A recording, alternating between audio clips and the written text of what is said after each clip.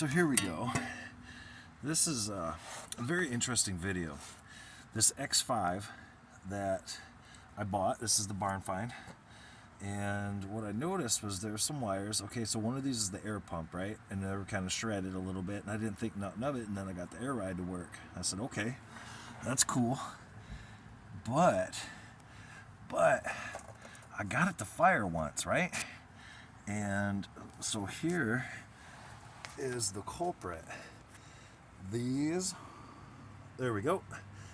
That crank sensor, the wires were shredded inside the boot, and I did not pick that up, but it did give me that there was a crank sensor error number 06, and that was when I just like a fluke got this thing to start. So what I'm thinking, and then I came down here and I messed with everything, and then I put it back together, put a new one in. As you can see, it's, you know, that's a brand new one right there.